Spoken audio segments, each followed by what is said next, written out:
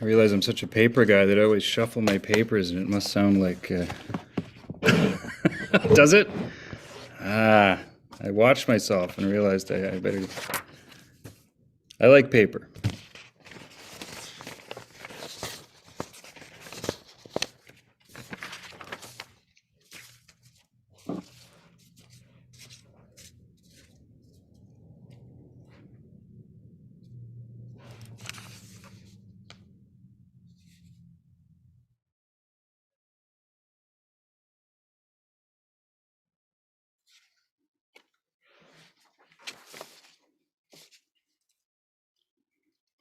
Okay, it's 4:30. I'll call the meeting to order. I'd like to acknowledge that the District of Tofino operates within the territory of the Tla-o-qui-aht First Nation, Tla-o-qui-aht. And a notice to attendees that the meeting is being video recorded and will be published on the District of Tofino's YouTube channel. And I recommend that pursuant to Section 15 of the District of Tofino Meeting Procedure Bylaw number 1229/2016 as amended, the February 22nd, 2022 regular meeting be held electronically via Zoom and live broadcasted on the District of Tofino's YouTube channel, and that the facility provided for the public to watch and hear the meeting be located at Municipal Hall, 161 3rd Street in Tofino, BC. And if there's no objection to adopting that as moved, I will go ahead and adopt it. That is carried and adopted. And if there's no objection to adoption of agenda as presented, I will move and carry adoption. Seeing no objection, agenda is adopted. Consent agenda. If there's no comments on the consent agenda, I will recommend that items 4.1 to 4.6 of the consent agenda on the regular council meeting held February 22nd, 2022 be received and approved. And I'll get a seconder for that. I think Councillor McMaster, that was the quickest draw I think I've seen. And all in favor?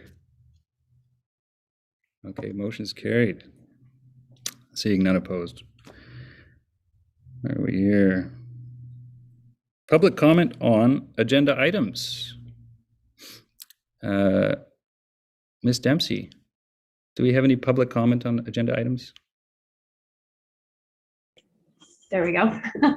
We have had no one submit anything for a public comment as of yet, but we do have 9 members of the public here with us. So I will call once for public comment. I will call twice for public comment, and a 3rd time for public comment. So nothing for this time. Thank you. Okay, moving on to the mayor's report. What a beautiful day. That's what I have to say. Beautiful couple days, amazing. Just a comment, as many of you know, we've been working on the MRDT, and a memorandum of understanding was signed by many members of representatives from key organizations in our community. And one of those, of course, signatories was the Tla-o-qui-aht First Nation. And they have been a generous supporter of the district's application to use the part of the MRDT, the hotel tax, for wastewater treatment plant. And I am very grateful for their support.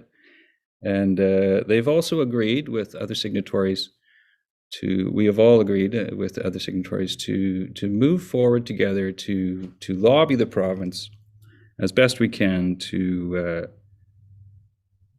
hopefully create a tourism infrastructure tax that would then hopefully supersede both the Tribal Park Allies fee, which is currently underway, and the Hospitality Association fee, 1% each.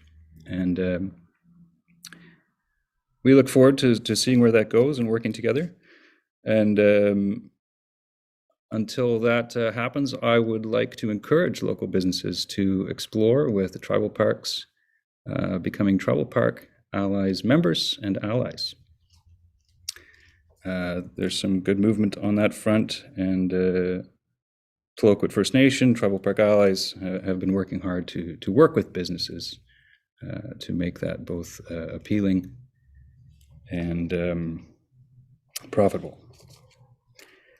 Also, I met with Hospice, that is the hereditary chief of Howsett, also known as Richard George, to discuss issues related to illegal resale of alcohol and the harms that is causing in his community, as well as the prevalence of sexualized abuse associated with alcohol misuse.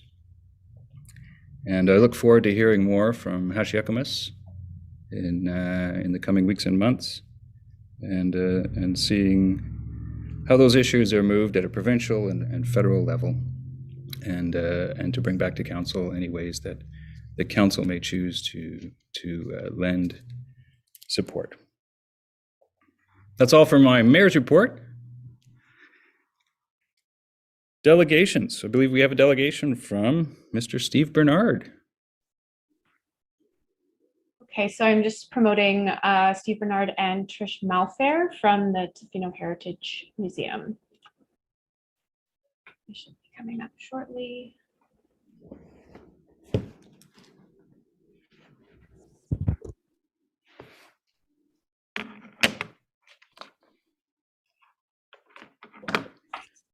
I'm just getting my timer out.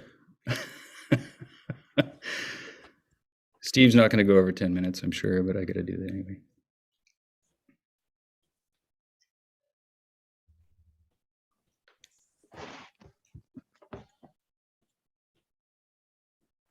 Are we just waiting for him to get on? Is Yes, Mr. Bernard here? Mr. Bernard, you should be receiving a prompt for a promotion to a panelist. So you can also just message me in the Q&A if you're having difficulties with this.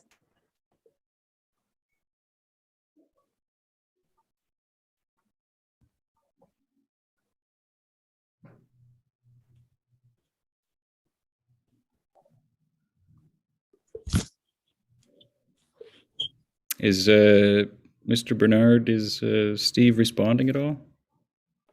I'm just going to give him a phone call, see if he's got a way to connect.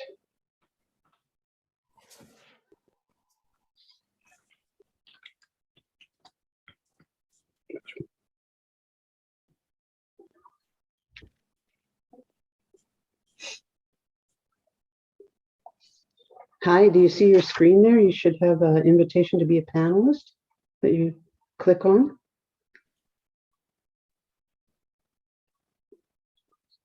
Yeah, just go in there. There, I see your name now. Ah, there he is. Okay.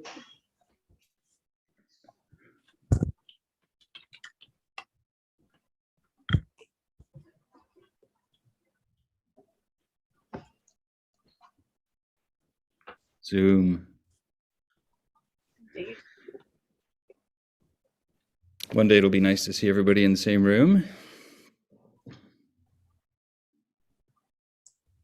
There we go. Can people hear me now? We can hear you. You got 10 minutes, Steve. I'm gonna mute myself. So it's all you. Yeah, I got that. So do we have a presentation that we can see, or? Brianne, can you enable my share screen, please? You're muted, Brianne. You're muted. Sorry, there we go. Trish, you should have that capability at the bottom of your screen. And there should be a little green box that says share screen. When I press the green box, the message says host disabled participant screen sharing. Oh. I don't have anything there where I am able to do that. Here. I'll make you let me know if you have that capability now. Thank you, everybody, for your patience. No problem. There If we it go. Do you have it now? I do. Okay, perfect. Okay, thank you.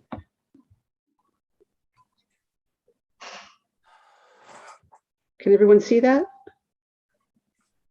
I think we can. Okay, I'm gonna press my stopwatch here for my 10 minutes and we will start.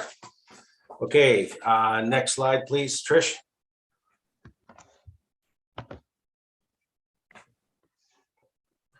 Well, I'd like to thank Mayor and Council for the opportunity of giving you guys a brief update on the Tofino-Tla-o-qui-aht Heritage Museum. Like to think of this as a small town success story, and we've been quietly building up the museum and developing programs, and I just like you to give you an update. And we're looking for, hopefully, if the RMI money comes through, another 3-year agreement of core funding. Next slide, please. So we don't have a lot of time. We dug up an old anchor, had some beads on it. I had to build a museum with the Tonkin Foundation to keep the collection here. We have agreement with the Tla-o-qui-aht and that to keep it in their Ahutli. And that is where the Tofino-Tla-o-qui-aht Heritage Society initially came from. So when we just run straight to 2016, that's when we changed the name from the Tonkin Foundation and we went into the Legion. 2017, we started with one part-time position. We rolled that into a full-time position with Ava Hansen, and she worked us for a couple of years. 2018, became members of the BC Museum Association. 2019, expanded museum opening hours, more exhibits. 2020, COVID came along. We were only really shut down for staff for 6 months. But in 2021, in July, we became operational again, and I hired Trish Melfair as our museum manager. And Trish brings with her a wealth of experience working in various nonprofits and is absolutely fantastic at raising money with grants. Next slide, please. Structures remain the same for those of you who are registered charity in good standing with CRA. We have 8 board of directors, 1 full-time staff member right now, and 1 Canada Heritage intern. Her name is Alexia Lamoff, and she's working us until March, and we look to roll that funding over. Trish has managed to get $30,000 in grants over the fall, a variety of things to keep things rolling. Next slide, please. The mandate hasn't changed, although we did a motion to change the name of the organization to the Tofino-Tla-o-qui-aht Heritage Museum, reflecting the narrow mandate that museums have in order to generate public trust in an institution as we move forward through time. One thing we can always count on is time will move forward unless the laws of physics change. I don't think that'll happen in Tofino. Next slide, please. Stakeholders has also remained the same. Visitors and locals, business community, District of Tofino, First Nations, Heritage Community. This is a community museum. Next slide. Okay. Yeah, carry on. Creation. Okay, what did we do in 2021? Well, we were sort of slow with COVID, so we contracted Ava Hansen to do a full quality exhibit on the history of Stubs Island, which was the town before Tofino. And we've got some great First Nation history from Joe Martin on that, which has really never been public. And so we're looking forward to bringing that out by Whalefest. Just as a note, we've contacted the federal group that the island has been donated to. We had a meeting with them about their plans, and it's really about natural protection at this point. So we can anticipate, although they're not going to do anything too quickly, is that the docks will be removed and the gardens will go back to nature, and there'll be very limited public access. Just as a flag for everyone here, it's outside of the museum to get into this, but it would be nice to have that bit of history and maybe some access into the future. And I think there's a motion to get a group of interested people sort of to talk to this new entity that's purchased it. Next slide, please. Visitation. Well, we're up to 4,600 people before COVID. We dropped down to around 1,000, and our goal is to get back up to that. And we've got good increase of visitorship over the winter. And we're open 7 days a week, and we continue to develop exhibits, programs, and services to attract more people to the museum. As we go, here's the Stubs Island exhibit panels. We will also probably going to have something from the Maritime Museum in the spring as well, so we can do that. And we're basically moving ahead with all of these things. And I've got special thanks to the Tofino Legion for giving us a break on the rent. Next slide, please. So more of the same, but this is a community museum, and it's a success story.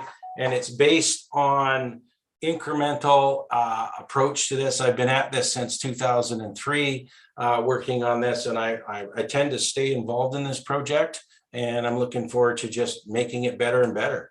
Next slide, please. On that note, we have 2 Lismer paintings from the group of 7 that we hope to bring out for display. They're significant.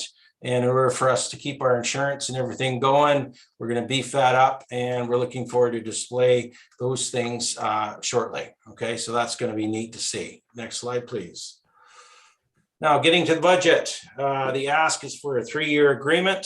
Again, and the cost here, we're at the $100,000 a year with 2 people, full-time employees. If we can get students, I actually created staff accommodation for the museum through either business enterprises, and that's allowed us to hire students. So you can't do anything without places for people to live. So we've got that now, and we want to have a linkages with University of Victoria and Simon Fraser, and bring them in, so we constantly have students coming through here as an educational thing. Next slide, please. Again, this is preserving and protecting and engaging for the community, and we are using multiple fundraising sources. We're working with Tofino Arts Council on their walking tour. When that gets up and running, which it will, they raise a lot of money for that. Anybody that comes to the museum will be told about the walking tour, and on the walking tour, it'll direct people to the museum. And then we just get more people coming to the museum, and we raise more money. Well, the average donations are around $3.50, and we think we can raise more money, so it becomes self-funding in a sense that way. Next slide, please. Well, the thank you is for, this is a little bit of an older slide, but we haven't had a chance to update it, but I'd like to point out that Ava Hansen's been a great help. Mary Ann Below, our accounting person, has been great with all of these other things. I've actually got a couple of longer mentions here, but I think what you just want to take this last little bit, and I have about 3 minutes, I'm actually ahead of time, is that we want to engage the youth. Maureen made a motion at the last meeting that we want to go get the Wheel of the Maquina. It is up north, up by Gold River, in a small bay there. We have the connections basically to bring the Wheel of the Maquina here and put it in town. And I've got Riley Banks and Hashikamis' son and a bunch of other kids, young men and women that are on a committee that we're going to go out and do that. The only thing the museum is going to do is basically collect the information. That's a sort of a longer term project, but we're sort of kind of returning a little bit back to the Tonquin Foundation, where we'd like to bring a brake propeller to town. And it's just a fun thing, and people need fun things. People need hope, and people need engagement. And I think that's what the museum brings. And, you know, basically, I can't believe it, but I'm almost done with this presentation, and I made it in a minute. I mean, I think if I had just to say, it's been great working on this. I really love working with a wider cross section of people and get out from what am I doing in my business life. And, you know, it's a good vibe. We want to bring the Hansen family in a bit more. And we're getting lots of pictures. We got a big picture dump from Ken Gibson again. We're doing slideshows, all kinds of stuff like that. So quietly going along and being a community museum is what we're all about. And really, that's all I got to say right now. If there's any questions, please let me know. Thank you, Steve. We can get the screen share. Perfect. Well, thank you for your presentation. Lots to think about. Any questions from council for Steve? Councillor Thick. Yeah, thank you, Steve. That was really good. And I, for one, am very proud of all the work that you and others, many others have done to make this a reality. And I just wanted to ask a question about the funding. That slide flipped through pretty quickly. where you had the breakdown of donations, I think was 15,000. And then I don't remember what was written there about other donations, but I was just curious to know how you were doing in the other categories that you had on that slide. If you could just, you don't have to find it. Maybe you could just Oh, tell me sure. what it was. Yeah, it's 15,000 was the number we hope to raise from the door admissions, right? So the more people that direct us, it's like a bit of a pinball machine. If you can get people through the museum, they'll donate money. I'm still looking at a three-way split, which was 32,000 from DOT, 32,000 from private and business donations, and then 25,000 from grants. Now, the way Trish is going, we might be able to raise more money on grants. And now that we've got staff accommodation and students and all of that, it's just, we can just keep going. So does that answer your question? I'm really looking for a three-way split in overall, which is the same as I've been doing for years. So 30, 30, and 30. And, if we can raise a bit more from grants and from the door, then it's just extra. Yes, it does. Thank you. And the walking tours you mentioned, which I think are a fabulous idea, are they free, or is there a cost to them? Pardon me, I just had a vacuum cleaner go upstairs here. Those walking tours you mentioned. Yes. Are they free or by donation, or? Well, they're basically by donation, and they were quite successful, actually. And so we did raise a fair amount, and we like to get them going again. So people tend to donate $5 to $10 a person on those. Yeah, great, thank you. Councillor Steer, and then Councillor Anderson. Yeah, more just a comment. Thanks, Steve. Appreciate the presentation once again. And really, I just wanted to comment on the fact that the ability of the museum to attract young people in a volunteer, as well as in like I think of Abe and I think of Riley, and it's amazing that ability to bring something that generally isn't associated with youth, and the amount of support you've had from that particular end of our demographic here in Tofino. So thanks once again, Steve. I appreciate that. Yeah, I'm excited to go back and look for the Wheel of the McQuina. It'll take a while. These young men and women will go through a long course in getting approvals this time around. Go ahead, Councillor Anderson. Yeah, my question was, first of all, congratulations. I've watched this project grow and grow, and it's great to see and bring such a wide membership of the whole community and First Nations together. So that's great. I'm wondering what people would do if they do have donations of artifacts or items for display or to archive at the museum. What's the process around that?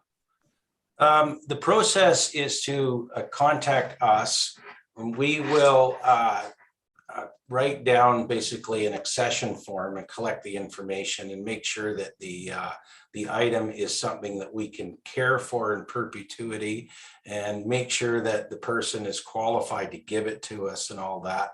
We're not actively seeking a lot of stuff.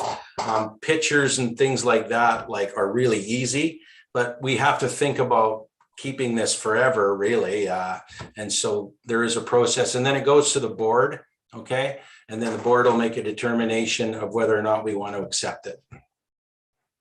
Okay, thanks.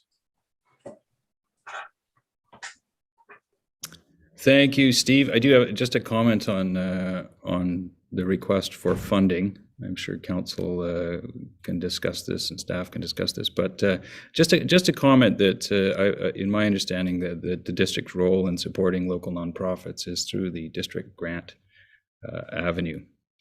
We do have a lot of nonprofits, so the core costs for running nonprofits is an interesting ask and is coming up lately. So just to put that on your radar, that has been the district's role thus far, as far as I'm aware. That's it for me. Thank you, Steve. Any other comments from councillors?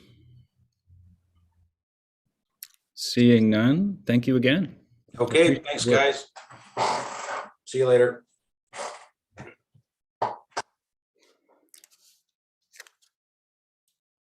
Moving on to correspondence, we have a letter from Honorable Jennifer Whiteside and the Honorable Katrina Chen. And of course, that is Minister for Education and Minister for Childcare.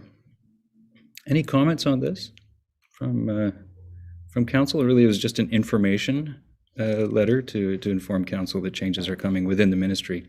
And doesn't look like there's going to be any on-the-ground changes for a while anyway, but eventually they may come. But comments from council?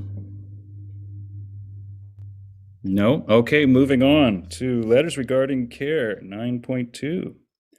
Multiple letters regarding care, the care network, and council's decision to fund $10,000 for kenneling and dog services. My normal routine here is to open it up to council, but I think I'm going to have I'm going to open with a little comment from the mayor, because really these letters have a common request, and that is for us to council to review and retract a decision. First of all, I just want to say thank you to the Care Network. I think everybody in town can certainly realize the wonderful work that the Care Network does, and all the volunteers, and that is well noted. I do want to speak to a fairly significant misunderstanding that I've noted both in the letters and related correspondence to these letters. Noting that there is some of these letters are, of course, I guess you would call it a chain letter or a copy and pasted letter, and that is that the district has somehow defunded care, or voluntarily put care at risk through a lack of funding. And I do want to say that in all recognition of the wonderful work care does, there is not now, and nor has ever been, a contract between the District of Tofino and the Care Network. The proposal in question was an unsolicited proposal, and I've gone back and looked at that proposal, and I've discussed the proposal with staff. And that proposal ultimately, in both the staff's recognition and council's decision, contains significant issues that are not resolved on multiple levels. And there's been also significant issues with communication. And so by and large, and I'm going to open it up to council in a sec for comments if councillors wish to comment further, but by and large, I would like to say that noting the issues, the scope of delivery, the proposal as a whole, and what the district, both in our bylaws and in our strategic plan and historically have been accountable for, I think that council's decision to create $10,000 of new funding that may or may not be accessed by the Care Network for kenneling and transportation of dogs specifically, is a reasonable and prudent decision. There's some other comments in the letters that I think we can also address. I think there's further misunderstandings, but I'm going to leave it at that for now, and I'm going to open it up to council if councillors have any other comments. Councillor Steer. Yeah, thank you, Mayor Law. And I won't reiterate what you've spoken to. Those were some of the points that I was going to bring up. I just did want to point out that one of the issues that I think, and that is going to be looked into, is as a regional service, and regional services are typically provided on the scale that we're looking at and in the different jurisdictions that might be applicable to, is through the ACRD. And I know that there's been some initial inquiries into what that might look like, providing a regional service similar to what the CARE Network has proposed and has been providing throughout the region. So that was just one comment in terms of a larger regional cooperation and how it could be formally put forward, and that would be through the ACRD. And the other point is, I just wanted to point out that I think everybody on council really recognizes the role that CARE has played. And we have supported the CARE Network through grants over the last 4 years, and specifically even in 2021, and the amount I think was just over $6,000. So there has been support, and there has been an acknowledgement of the work that they do. And so I won't reiterate what you pointed out, but I just wanted to make that point clear as well to council.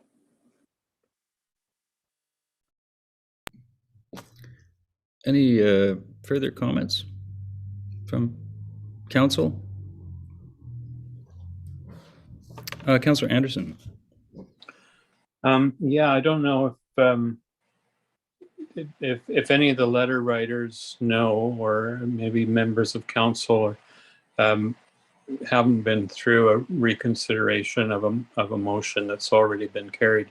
There is a process, and I don't know it off the top of my head right now, but I think staff would have to run that by us again if we were going to reconsider it. It wouldn't just happen based on a number of letters coming. There would have to be a motion of council to reconsider. There's certain criteria about how and why you can reconsider a motion. So I just wanted to add that to the response of council for the letter writers and those that are concerned about council's decision. That you know, we could take a motion today to reconsider the decision, but it would be under the guidance of the procedures involved in that. I will sort of reiterate what you said, Mayor Law, that the decision was taken in sort of in consideration of the fact that normally the district would identify a service that we need, either through staff reports or through you know, generated from the public as a whole, or council members might bring that forward as well, due to, you know, a public outcry for it. And so for an organization that would be you know, the recipient of a contract to come forward with a proposal that they would, you know, be the beneficiaries of, so to speak, it is an unusual process for council to follow. Normally we would identify a service, somehow determine what extent we needed that service to, and then put out a request for proposals. So any number of proponents of service delivery organizations might come forward and have an equal opportunity to bid on that contract. So I think not to diminish the work that CARE's done, and I do support them, and I think the community greatly appreciates their work. But the process that this proposal came forward is highly unusual for municipal government to just simply award an ask based on the way it came forward. So that's what I would look at. Thank you, Councillor Anderson. And I'll look to other councillors for a comment. If there's no other comments, I do encourage the CARE Network, James Rogers, CARE Network volunteers, their letter writers, to, you know, we reach out to myself or to councillors or staff to discuss some of the specifics. And as Councillor Anderson says, we are beholden to the community charter. We're beholden to many levels of accountability, and also ultimately to the people of Tofino to decide what we spend our money on and how far our reach goes.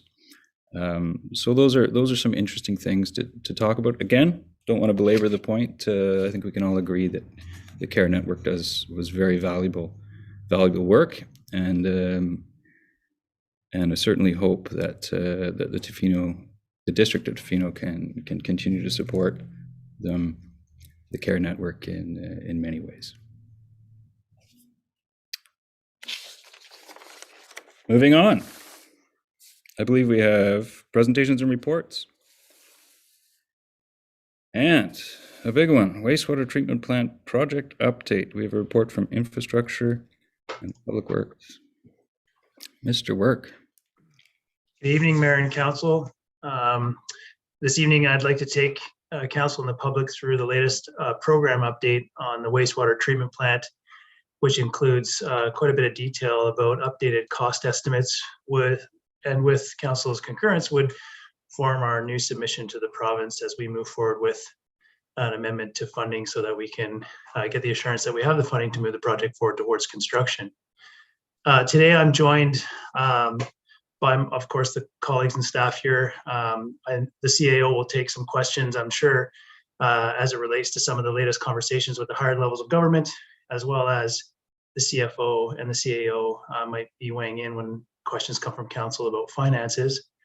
I'm also supported tonight by Simon Kirkland, who is currently working in a casual capacity with the district on this project. Simon's background is most recently on wastewater project, or the wastewater treatment plant installation for the infrastructure for the CRD's new wastewater treatment plant as a project manager on that project for the Clover Point pump station. And civil construction engineering, professional engineer, Jonathan Huggett, who has a long career across provinces in Canada, working on major capital programs and supporting municipalities deliver on these types of things. And he's works currently in a consultant support advisory role with the district and interrelating with WSP and NAC in support of the project. So I'll share my screen and go through a few slides, and then I'll probably take about 8 to 10 minutes of Council's time running through the detail that's in the report in front of Council quite quickly, and then opening up for questions once I'm complete. So if staff could let me have access to share screen, I'll just move over to my PowerPoint.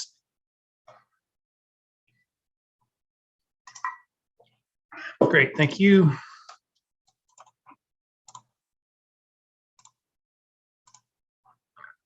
Okay, Mayor Law, I see your face at the top of my list. How's that looking for you? Okay, great. All right, so the purpose of today's presentation and the report that's in front of Council is really to provide an update to Council and the public, as I mentioned, which includes an update on program status and a breakdown of the most recent cost estimates for the total program, not just construction and civil works, and then, of course, an outline of next steps, a set of recommendations for Council's consideration. Background, the front half of this slide is something that Council's seen before. And the last time we were in front of Council, we really were looking for that key decision on moving to the integrated fixed film activated sludge technology in order to reduce the overall site footprint, the overall site complexity, and to maintain a low operating cost portfolio or profile, as well as meeting the performance requirements that are defined in the liquid waste management plan. And since then, we've been working on all the preliminary and early design works in order to support us transitioning our old 2019 baseline design for the oxidation ditch into what would be this new IFAS, or integrated fixed film activated sludge, on the site that's currently ready to receive the plant. The conveyance system overall remains largely unchanged from the previous design.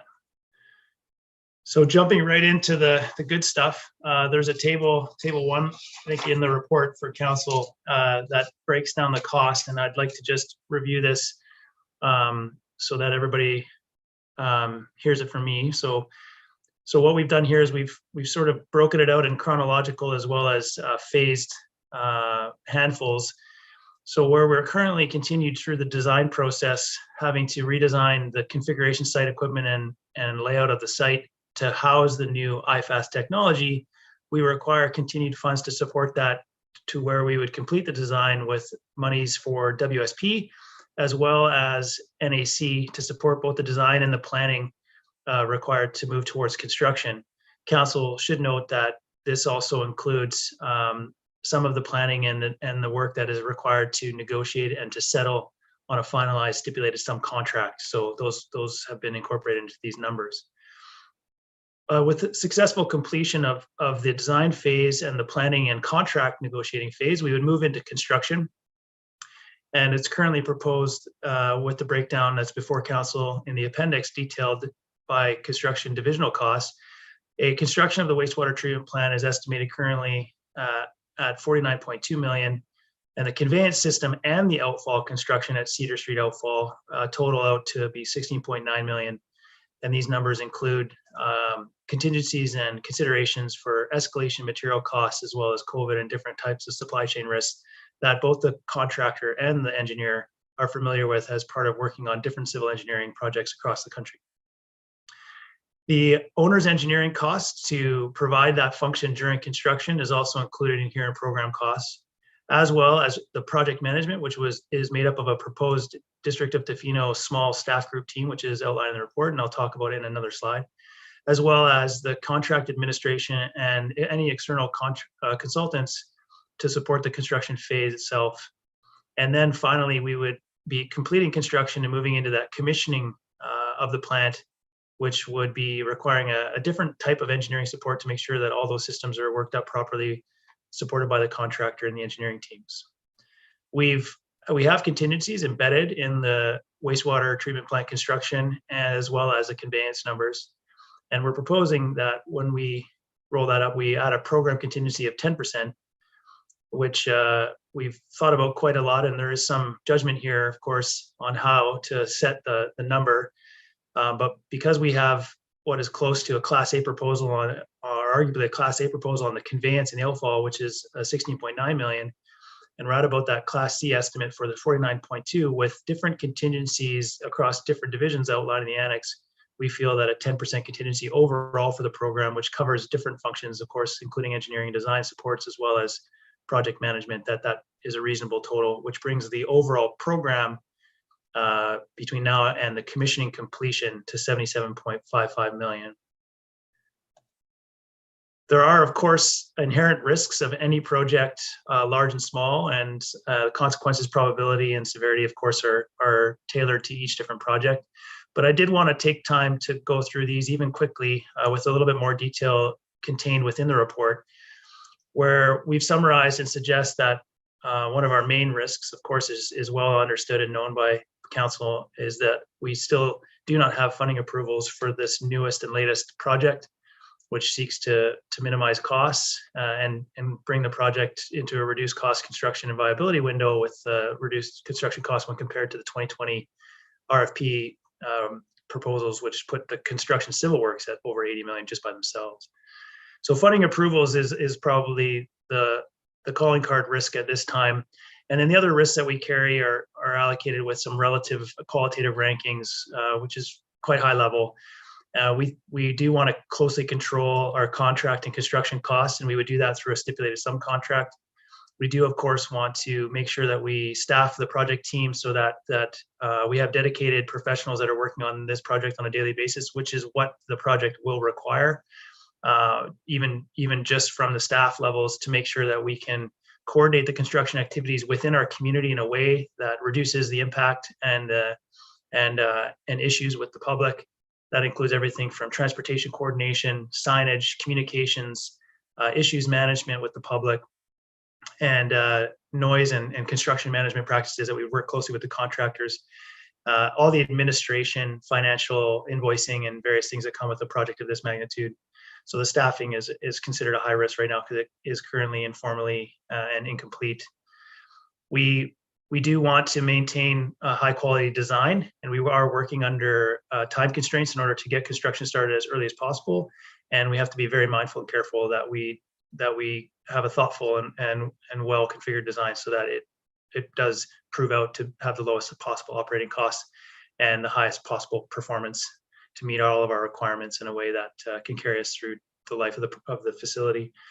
So we are continually managing and balancing these different types of risks. All of them include trade-offs of some type or magnitude, and we'll continue to look at this quite carefully as we go through the next phases of design, the next phases of stipulated subcontract negotiations and development, as well as the submissions with council's approval to the province for funding, and making sure that we're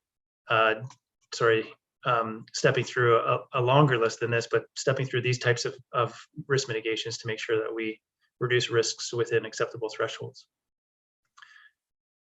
One of those, of course, I mentioned, and I sort of reordered it from compared to the report, is to talk about hiring a staff team that is basically made up of a project manager, an admin coordinator, supported by some consultants across the different disciplines, and then towards the end of the construction project, augmented by the senior operator, which would be there for the final throes of the construction program to understand how the facility is configured, engineered, designed, and installed, and then take the keys through the commissioning process to be the sort of owner and operator of that for the district.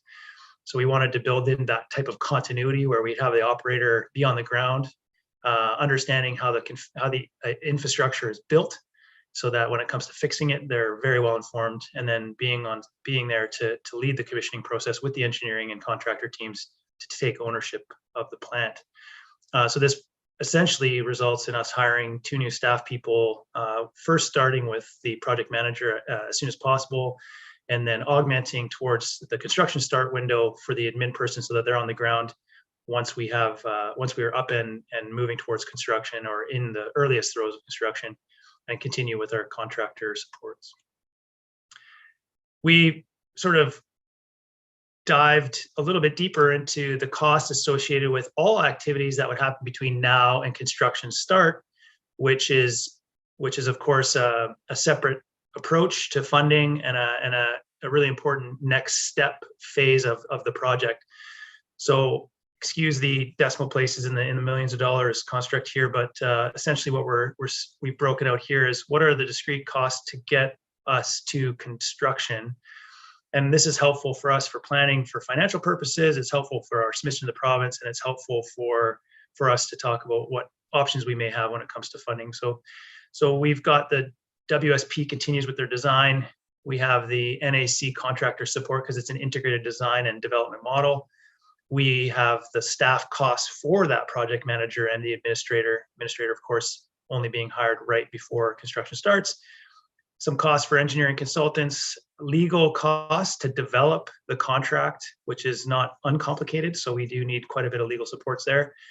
Financial consultants to help us set up the whole program so that we have a very solid set of financial, administrative, and processes for invoicing and dealing with the volume and the speed that we will see for a project of this side.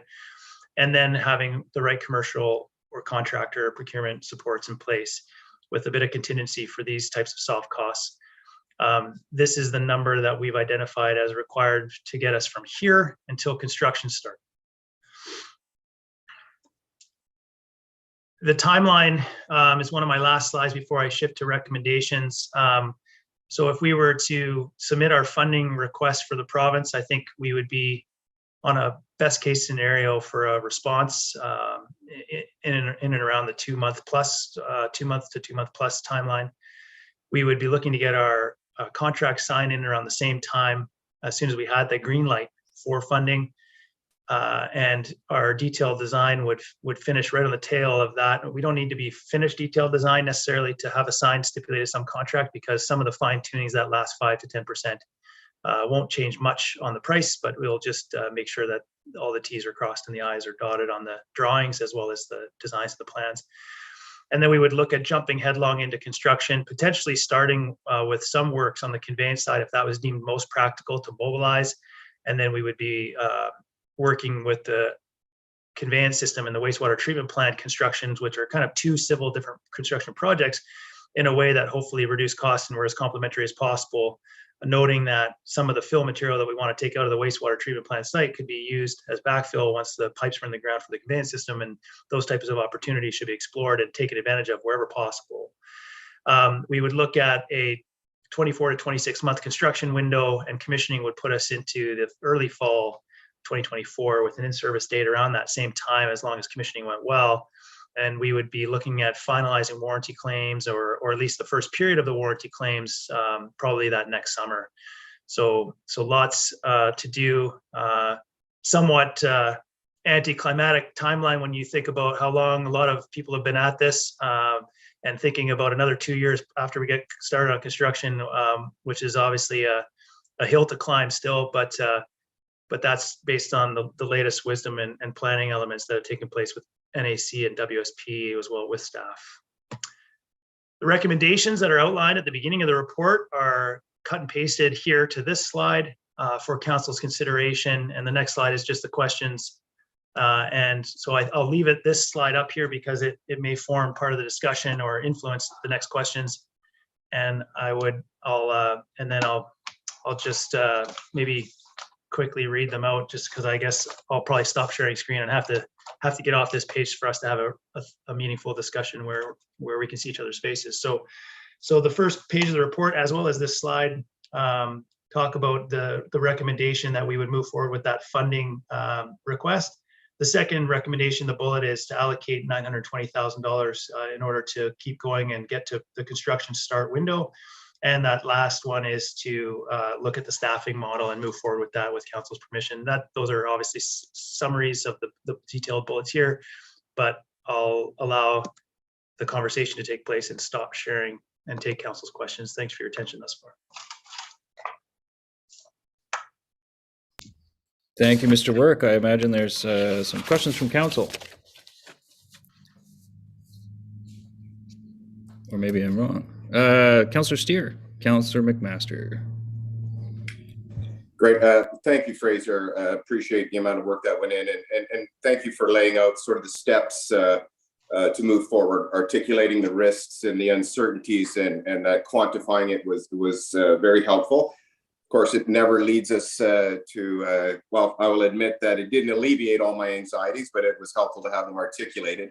And it did, you've answered most of the questions that I had. And of course, one of them I would be looking to Mr. McPherson in terms of the funding submissions to the province. It was articulated in the report that they're ready for the province and the feds, and that there would be a timeline involved in that review. And I guess my first question would be around that is literally we now are in the stage of submitting that proposal forward, awaiting the review, and then having the yay or nay. And I suppose the optimist is, of course, that we will be successful in that. But if is there any discussion if there was not a successful application?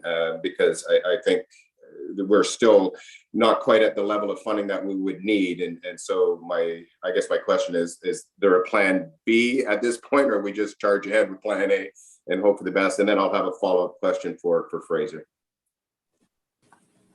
Your Worship, if I may,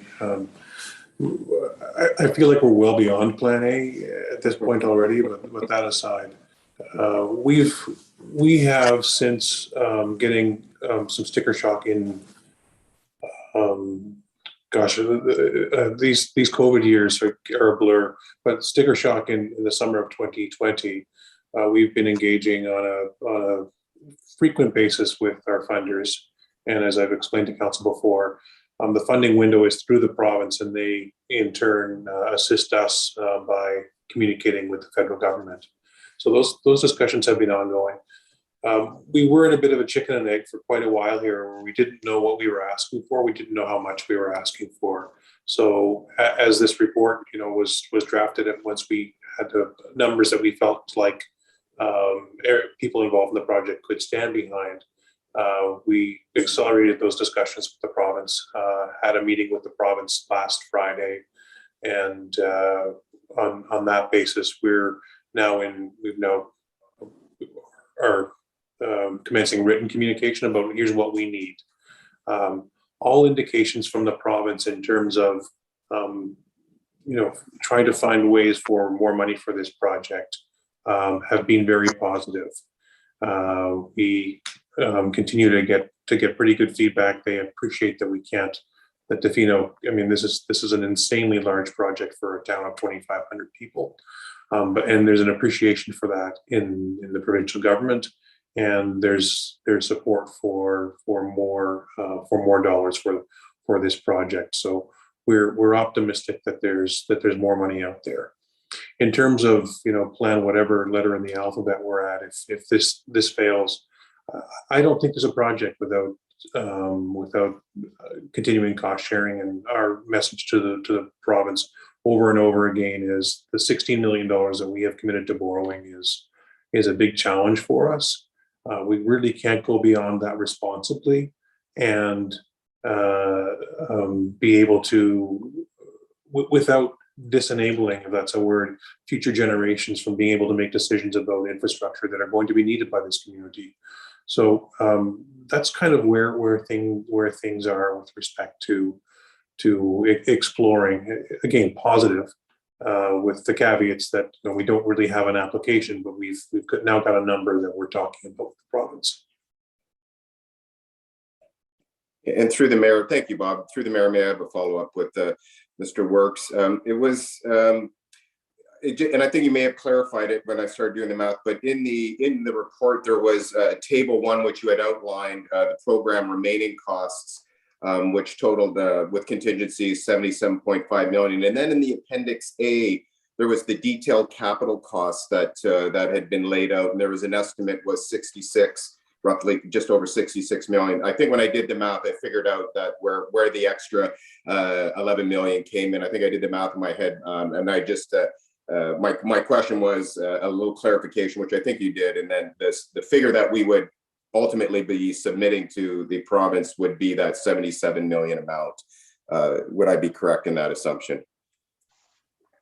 Through the mayor, yeah, the 66 and change is the combination of the wastewater treatment plant and the conveyance system and the outfall. So those three kind of key elements that I think have been discussed as three discrete elements over the life of the project: conveyance, outfall, wastewater treatment plant.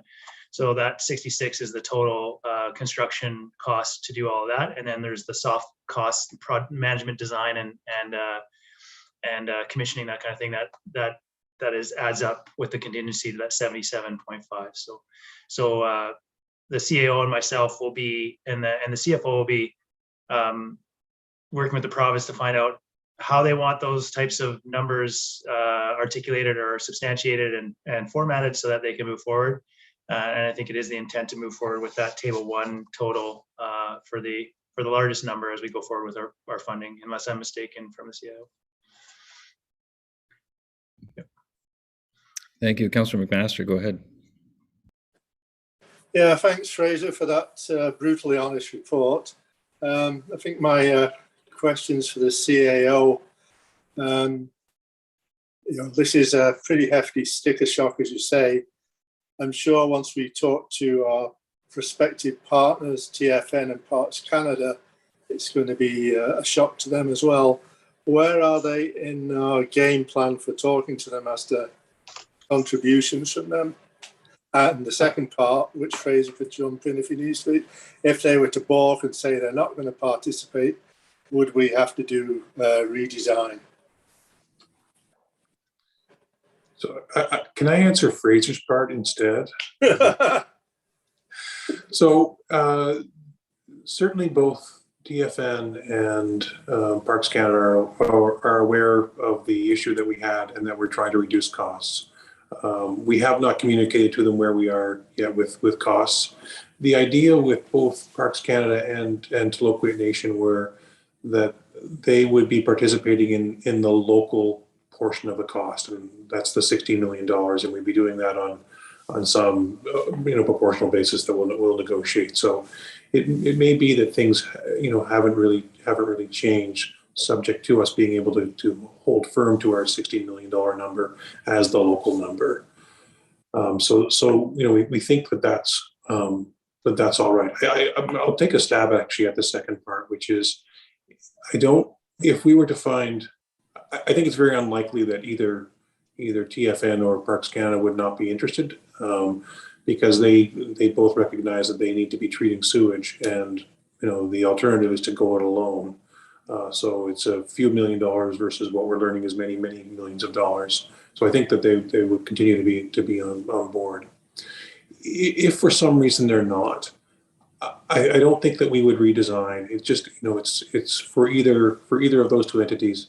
It's 10% of capacity. And I think that what we would just do is keep that, if you think of it this way, keep that 10% capacity so that we have it, the blend is good for a few more years into the future. The cost of redesigning and then the cost of, delaying for the redesign, just in my mind, wouldn't be worth it. Okay, thank you. Comments, questions from council? Councillor Thick, go ahead. Yeah, thank you. And thank you again for the report, Mr. Work. And I really appreciated your page on the risks and what it means to us to consider this. And I would be lying if I said that the 920,000 figure today didn't come as a surprise. It has come as a surprise. And for that reason, I have several questions. And one of them is, and it's probably a very easy question for you to answer. It's in regard to the cost estimates. In the risk section, you put down that the contract costs carry a high risk with them, and you also, so we're just understanding that the funding formula comes with a high risk, but the contract costs, according to your estimates, come with a high risk. So are we assured that the money that is at least projected to be the cost, are those $2022? Are they $2023? I understand the contingency, but what prices are we talking about? And can we see further increases, because it may be still 2 more years before that construction is complete? So that's my first question. Thanks, Councillor Thick. And through the mayor, I think that the most important question that we've asked throughout the process and that we've discussed with the contractor as well as the owner's engineer is, can we build this thing for this dollar amount? And the answer is, every time we put down the dollar amounts, the answer has to be yes, we can build it for this. So the contractors have built in their estimate, which is currently in the appendix and summarized in the main body of the report, which is the cost to get us to the end. And that includes their estimate of the duration of the construction activities and the escalation that's built in on a year out basis. And they've done that drawing on their own expertise and their own estimators that they have in-house and doing these types of projects as their core service delivery or business area. Mm-hmm. So I think it would hopefully provide council some assurance that we keep coming back to that very fundamental question, because we are going to move towards a stipulated sum contract, and that's when the risks go from high to low, hopefully, for the contract price, which is we've agreed and we have a contract that's based on stipulated sum, which has very specific or discrete clauses that allocate the risks in the events of changes imposed by the district or changes that are imposed by unforeseen circumstances or these types of things. But the essence of it is to reach an agreed price that we should not go over so that we can deliver the project at the performance and the sets of requirements that have already been defined. So I think we're definitely driving very directly at this firming up, locking in our costs by the time that we reach this contract and we sign it off, that we should be assured that we don't go beyond that unless these very extraneous circumstances that have been outlined by the legal documents. Right. Thank you. I'll take you at your word for that. And now I understand why it's even more important that we have those legal documents and assurances, because as we've all seen with what's happening even in the last few months, just how the price of things are just going up and up. So my second question has to do with the team of 4 staff. And I'm looking at the costs. I'm not an engineer, but I'm just thinking ahead. I think in your cost estimate, was it 1.5 million for those 4 people for the perhaps 2-year duration that we would be needing them? And then obviously the manager would hopefully continue into the future. What, I guess my question is, how likely is it that we can find those good people, and would they need to be actually moving to Tofino to do the job that we need them to do? Thanks, Councillor Thick, through the mayor. The risks associated with housing competent, suitably skilled and experienced professionals is a real risk that we only get to cross off our list once we have the people in place and sort of tie them to the bench in town or whatever we have to do to keep them here.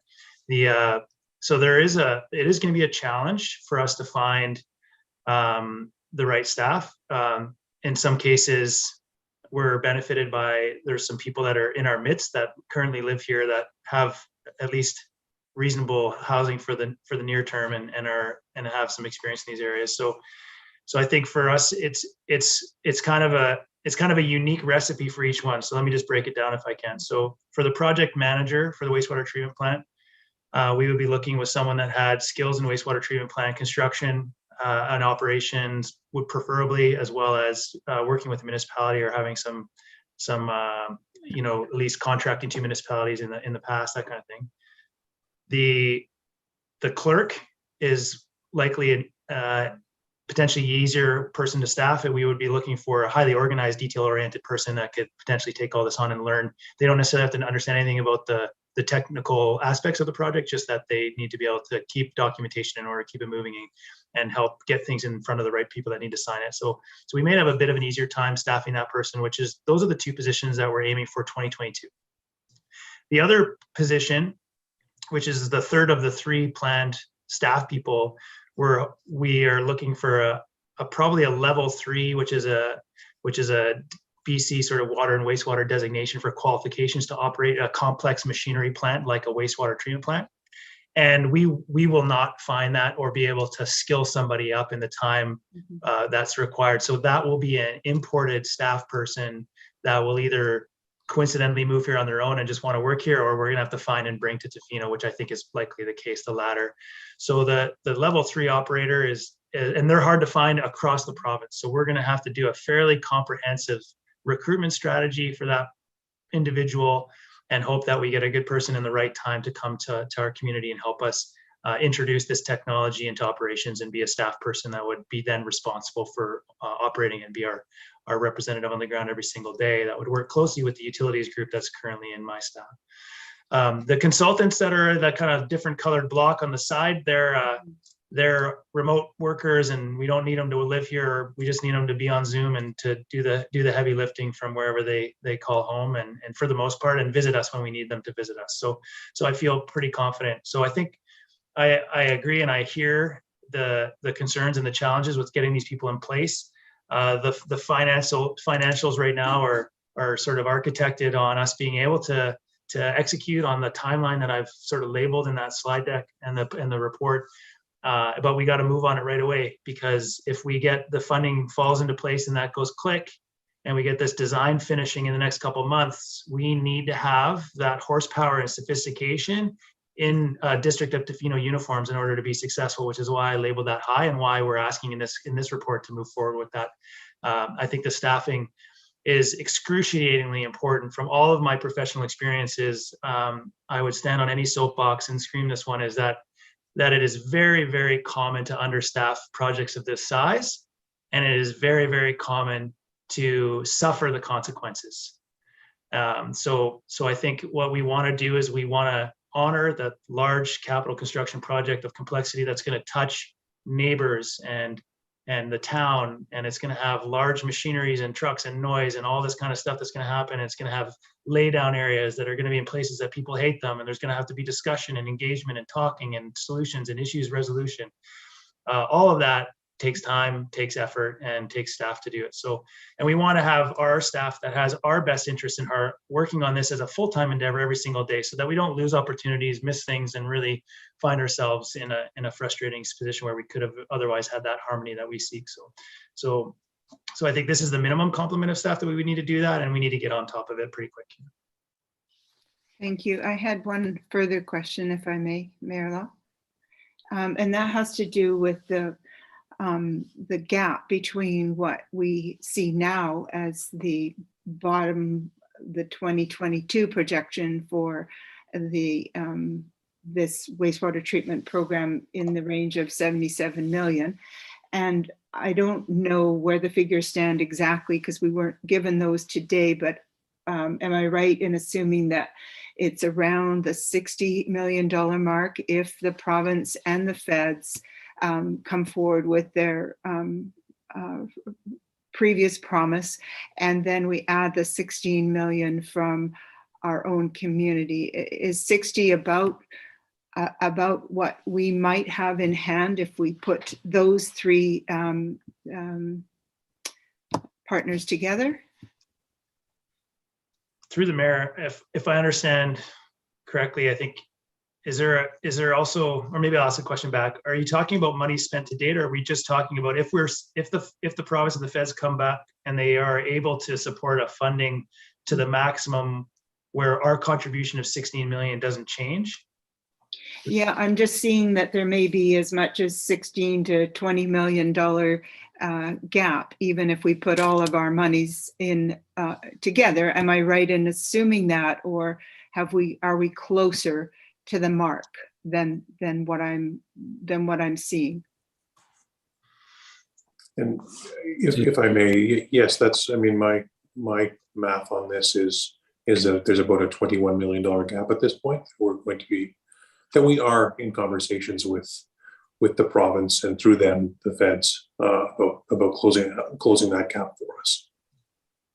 Right. So my question is related back to Councillor McMaster, and that is, the more I look at this, the more I see that this is, a regional endeavor, not the full region, but we're partnering potentially with First Nations and the park. And I still do not see very much coming forward from those two partners. And so I'm just wondering what the strategy will be going forward, knowing that we have this $20 million gap, and also knowing that we have a couple of partners who, unlike the District of Tofino, we've put ourselves on the line. We've made this borrowing bylaw, and I'm just wondering if the same kind of understanding or partnership in terms of financial contribution will actually, will there be a memorandum of understanding with ourselves and the other partners who may stand to gain from this wastewater treatment plant? So it would be beyond a memorandum of understanding. We would enter into a service agreement with both, with any entity that wants to join this service. I want to make sure I'm clear. We've told those two entities to stand by while we did some more work to see if we could bring the overall cost down. And so we now do owe them, as of last week when we have a firm number, we do owe them some updates, and then we have to get into more serious conversations about what the cost sharing looks like. I believe they're ready and expecting these conversations, and we're probably expecting them quite some time ago. But we've spent some time doing some diligence on this to try to bring value into the project. So we will be renewing those conversations. Again, I don't think that there's going to be any great surprises. But yeah, the other thing I want to add is, unfortunately, as a municipality, we have a responsibility for municipal waste, municipal liquid waste. And we've been planning for it for years and years and years now, and have taken in waste from Tla-o-qui-aht communities. We've indicated to the park that we, for a fee, would take waste from the park as well. So we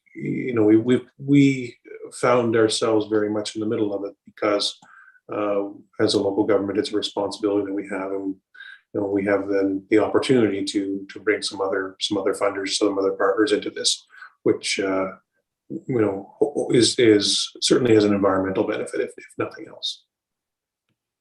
Mm-hmm.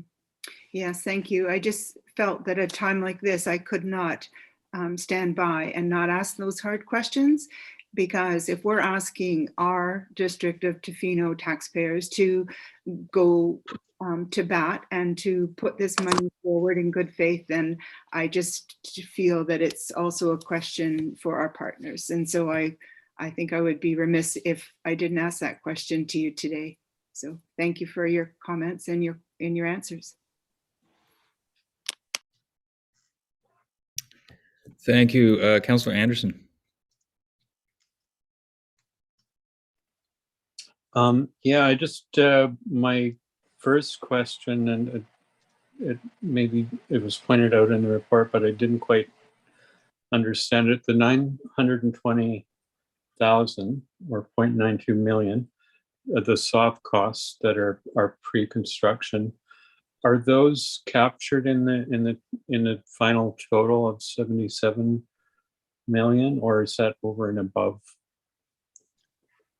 Thanks, Councillor Anderson. Through the mayor, those are captured in that overall cost. We've just sort of distilled those out because for the purposes of sequence planning and finances, we had to really figure out exactly how we were going to pay for those discrete items that had to happen between now and the construction start. But the table one, the overall table, that 77.55, that includes those numbers altogether. Okay, I assumed so, but I just wanted to make sure. The other question I had, and this is maybe a little bit not for you necessarily for you, Mr. Work, but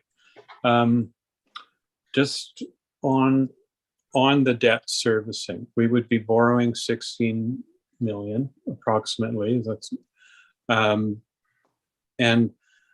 would the debt servicing come out of water and sewage fees, or would it be out of taxation, or a little bit of both? I'm just wondering, the questions that are coming forward about the contribution from TFN and from parts, I'm assuming that any if debt servicing was coming strictly out of fees based on water or input into the system, that the contribution would be equal to the amount of use that the system would get from the volume of wastewater treated. So I'm just wondering how those fees might be calculated. Would it be partly out of taxation, or just totally based on fees collected based on source, I guess? Your Worship, at this point, we're assuming that whatever portion is being paid by Tofino taxpayers is coming from taxation. It will be quite a few months from now before we're starting to make those payments. So the modeling that we've done is based on a taxation model. If council wants to look at that differently, then there's time to look at that question differently. But for now, we're making the assumption that it's tax. To circle back to other entities, however they choose to participate and however they choose to collect their share, that's a question for them. But that amount that they would be contributing would kind of come off the bottom of what I keep referring to as the local contribution. Okay, thank you. Councillor Chalmers. Sure, thank you. I don't have any questions, as they've all been answered through other councillor and mayor questions as well as the report. I just wanted to sort of chirp in and say that I'm in support of the resolutions, and also express my gratitude. This has been a major part of my entire council term, and the sticker shock that we all felt, and I know especially staff, and for this report to come back so comprehensive and so much, to be able to see how much work has kind of gone back into it, and the level of understanding has given me a lot of confidence in such a massive job, and knowing what our staff has been through, I just want to say thank you for giving the reassurance that I know that due diligence is happening, and the understanding, and even just looking at the risks that were brought up, that the things that I had even thought of to be concerned about, to be able to talk to constituents and people to have questions, has all already been addressed. It's just it's just very impressive. And I wanted to sort of express that and say, you know, this massive project is in good hands, and I appreciate the work. I'm starting to repeat myself, sorry. There's still so much to do, and I know so many unknowns, and but I really appreciated this report. Sorry, that was a very rambly comment. It's all good. Thank you, Councillor Chalmers. Almost all my questions have been answered. I may maybe a couple technical questions later on, Mr. Work, but I do want to go back to echo what Mr. McPherson said. I think I could use the word appropriately, that this is a ridiculously large and complicated and risky and expensive endeavor for a municipality of 2,500 people.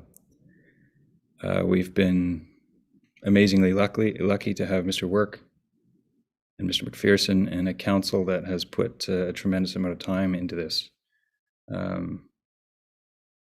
The numbers and scope of this project seem to me just to be astounding. I'm happy to move forward quickly. And I do also want to say that, you know, I'm committed to sticking at 16 million. That is going to be the ceiling for local taxpayers in my mind. And if that has to become a political issue, then I think that council, certainly myself and council, can take that on. But again, thank you for this, Mr. Work. It is a remarkable project, and you've put excellent time and work into it. Thank you, Mr. McPherson, too. Without further ado, then, if there's no more questions, I would ask Councillor to offer to call to read the motion, read the recommendation. Councillor Chalmers.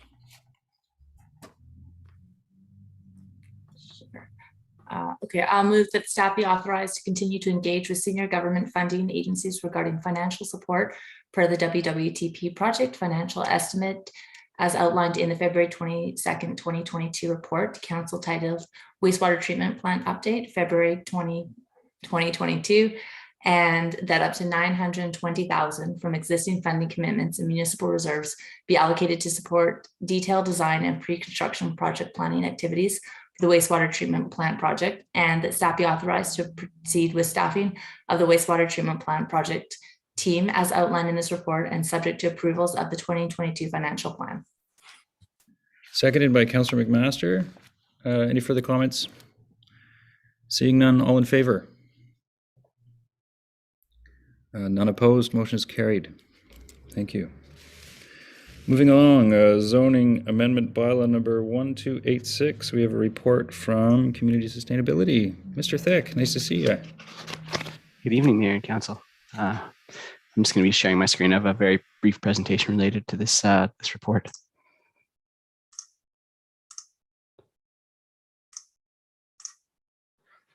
All right, so hopefully everyone is looking at a screen that says Zoning Amendment Secondary Suites. As the title indicates, this particular presentation is related to the report that was part of the council package related to secondary suites. The background to this report is that the province has recently made some changes to the BC Building Code. These changes were initiated as the province was looking for ways to hopefully increase the stock of rental housing and affordable housing province-wide. Essentially, what the province has done is relax some of the requirements related to secondary suites within the BC Building Code. These new permissions really allow suites to be any size and can be located in a variety of additional housing forms outside of the standard single-family house. And it's not uncommon for municipalities to base zoning bylaws off of permissions in pieces of provincial legislation, such as the BC Building Code. The Tofino zoning bylaw is no exception, and we currently base our secondary suite permissions off of the earlier, more restrictive provisions of the BC Building Code. The amendment that staff are proposing will essentially bring our Tofino zoning bylaw in line with the recently updated permissions in the BC Building Code. This amendment would allow the district to take advantage of the province's relaxations around secondary suites with the goal of creating additional housing units, additional rental housing within existing units, as well as potentially within future developments within the District of Tofino. The specific changes that are being proposed include changing the definition of secondary suites from what it is now to match the updated BC Building Code definition. So just so council is aware, the existing definition is almost verbatim what was previously in the BC Building Code, and we would just be updating that to again match provincial legislation. We would be relaxing the restrictions on minimum maximum sizes for secondary suites. These would be removed entirely. Again, our restrictions were previously based on BC Building Code, but that is now outdated, so we'd like to bring it back into alignment. And then we would also be permitting suites in different housing forms. So these are things like townhouses or duplexes, or sometimes mixed use types of developments. And not directly related to the BC Building Code amendments, we would be permitting secondary suites in some zones where they're not permitted currently, including some industrial zones and Ocean Park. So this graphic I find a little bit helpful to kind of help me understand what it is that we'd be considering. The top row with the green check mark beside it shows essentially what the BC Building Code permits, where the BC Building Code permits suites at this moment in time. The farthest icon to the far left is essentially a single family dwelling unit with a secondary suite in the basement. That's what has been permitted previously, what is still permitted now, and sort of the common way that we think about secondary suites. However, you can see there's some duplex units as well as row housing or townhouses that are now permitted to have secondary suites, as well as the farthest right icon shows a dwelling unit that's attached to some sort of a different occupancy. This could be a commercial occupancy or maybe an industrial occupancy. Could also be another dwelling unit, but that is now also permitted to have a secondary suite in it according to the BC Building Code. The lower row shows locations where suites are not permitted. I think what's most relevant here is that the definition for a suite includes basically a vertical separation. So this is for fire protection considerations. Many of these fourplexes or apartment buildings that are not permitted to have secondary suites also have horizontal separations, horizontal fire separations. And my understanding is that the BC Building Code tries to balance these kinds of ideas of desiring additional housing with ensuring that personal safety is always taken into account.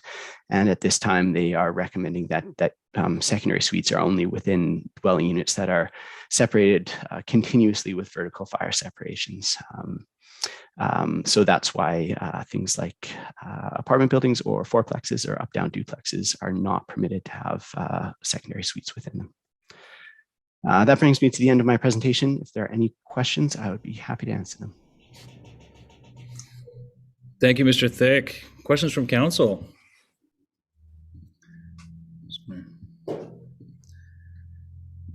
I've got a question or comment. Actually, I'll go around. One more second for council. Anybody got a question or comment? Okay, Mr. Thick, I'm pleased to see this. I did reach out to our manager of community sustainability to discuss my one concern, and that is the possible effect this would have on caretaker suites for short-term rentals. And my only concern that I can see is that it's possible then for residential dwellings to have an even smaller caretaker suite, which I don't think would please anybody in town. So do you have a comment about that? I do have an option for council at the end, but I'm just going to put that out there for you to talk to. Yeah, certainly. That was something that staff discussed a little bit. I should note that this actual report is kind of a joint effort between myself and Mr. Rogers as well as Mr. Henderson. So there's a few people working on this one. I would say that the conversation that we had around that was precisely kind of the issue that Mayor Laws pointed out, which is, do we want to allow no minimum size for a secondary suite, and what is that going to mean for the potential development of additional vacation rental units that may have very, very small suites? where we arrived at with that was essentially that we recently have a housing needs assessment that's been released that says we need housing across the board of any size, of any variety. So should secondary suites be created that are very small, 200 square feet in size or even potentially less, there's particular provisions within the BC building code that can't be circumvented. These things like fire safety and egress and access and those sorts of things. So it's very difficult to make something that's, say a 90 square foot suite. I just don't think that it's possible while also meeting BC building code requirements. However, you can make them quite small. The idea would be that, or why staff kind of at this point don't feel that's an issue is that, again, we have a need for any type of housing, smaller units as well as larger units. Smaller units tend to be a little bit more affordable, and that's something that we are desperately in need of. Again, a lot of our housing needs assessment doesn't really point to specific priorities for people or kind of the way people should live or the types of units they should live in, but it does indicate things like people tend to prefer to live in solid housing, stick frame housing, permanent housing, as opposed to tents or as opposed to vans. So even a small suite would be a step up from a van or a tent, which we find a lot of people in town living in, maybe more affordably priced for them instead of having a 2-bedroom suite that they have to somehow find the appropriate money for. We also reached out to the Tofino Housing Corporation as kind of local experts in housing. The executive director of the Tofino Housing Corporation was in support of completely removing both maximums and minimums for secondary suites. And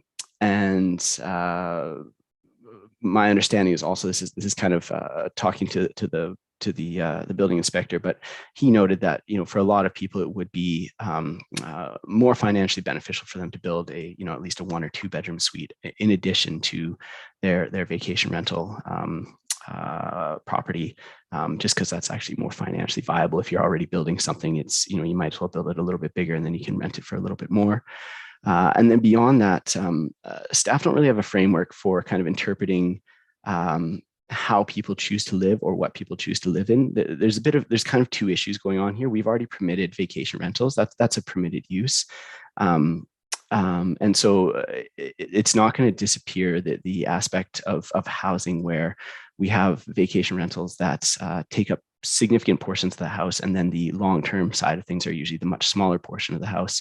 And at this point, staff are a little bit hesitant to kind of wade into the almost the morality of how we regulate housing, how we regulate the actual construction, given that there are existing permissions that kind of dominate and overshadow many of the things that we're talking about right now. So with all those things together, that was where staff kind of arrived at. But the main thing I think is that we do have a housing needs assessment that just says we need housing, and it doesn't necessarily predict that a 1-bedroom suite that's 400 square feet is going to be better than a 1-bedroom suite that's 210 square feet, and then it may be that we also need 210 square foot units as well as 3-bedroom units for families. So all that to say, on balance, staff felt that it's not an issue to remove the minimum. However, I'm obviously more than happy to take any comments from council around that. Thank you, Mr. Thick. And also, I just want to reiterate that I'm very much in favor of removing the minimum. It's just the one concern I have, how that may affect secondary or caretaker suites in future short-term rentals. Any comment from Councillor Thick? And I've got to just momentarily got to turn my light on because I'm losing the large yellow light outside. Thank you. I had a couple questions for council, which I'll wait, but for the planner, I had, how do we regulate the number? For example, I was looking at a document where other towns are doing this and the pros and cons of allowing secondary suites, but I'm just wondering, is there a limit to the number of secondary suites that property, whether it's single family or other, could have? And also, could you mix the secondary suite with a vacation rental? I'm just wondering about how we go if we were to go forward, how does this impact the number of units and the types of units that we're putting together on one property, for example? That's yeah, I'll try to answer that. I think within the definition that we're proposing for a secondary suite, it requires that a secondary suite is part of one discrete real estate parcel with only one other dwelling unit. So what that means is whether a property is strata titled or whether it is owned in fee simple, you would only be allowed to have one secondary suite associated with that legal property. Also within our zoning, typically we only allow one secondary suite per property. Right now, as a general rule, most of our typical residential zones are allowed to have 2 dwelling units on them. Typically that takes the place or takes the form of a single family dwelling and a secondary suite, but it could also be on larger properties, particularly in the southern Tofino area, it could be a single family dwelling and a cottage. But you can either have the cottage or the secondary suite. You can't have both. And that sort of same rule of thumb applies to, our more smaller residential zones within the District of Tofino, like within the town proper, where we have single family dwellings with only one secondary suite. And that would also apply to duplexes. Each duplex unit, each strata titled unit would be permitted to have one secondary suite, or each townhouse strata titled unit would also be permitted to have one secondary suite. The exception for that would be if there was a specific zone that allowed a particular form or allowed higher density.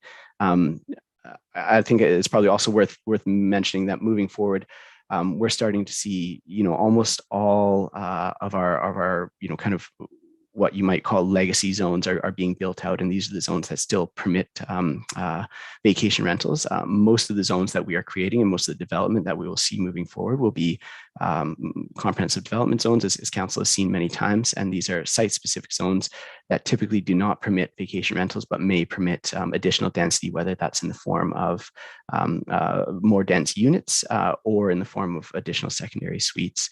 However, currently the definition of secondary suites and also the permissions in the zoning bylaw would restrict the amount of secondary suites to one secondary suite per individual real estate unit, whether it's strata titled or fee simple. Okay, thank you. Any comments or questions from council?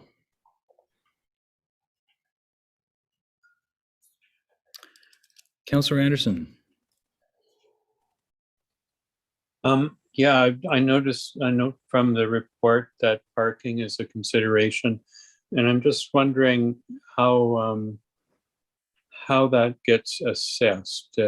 If I guess somebody would apply for a building permit, and then they would have to prove that they have parking to create a secondary suite before they would be issued the permit, or I'm just wondering how that would play into it.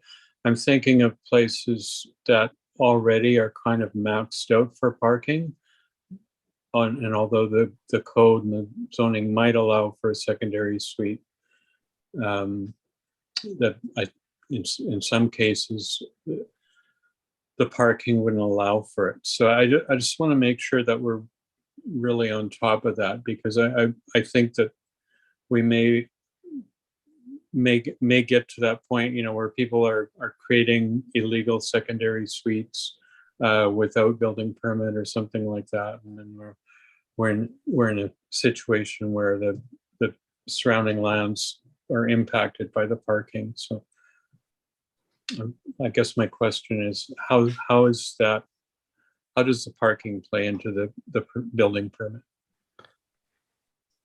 Yeah, thank you for the question through the mayor. The parking is something that's often overlooked, but it does very much drive development. In cases of renovations, that would be creating additional secondary suites, potentially in existing duplexes or other townhouses that don't already have secondary suites within them that could now have secondary suites as a result of this change. They would have to show that they can have one additional off-street parking on the property. So this may impact the ability of existing units to renovate. Maybe not all, but certainly many of the existing townhomes, as well as existing duplexes, have already been built in such a way that creating a secondary suite would be quite laborious and maybe not really worth it for the actual owners of those properties. Beyond that, it would be often challenging to find the parking within existing space, or there may be constraints related to setbacks or lot coverage within the existing zone that prevents them from further development.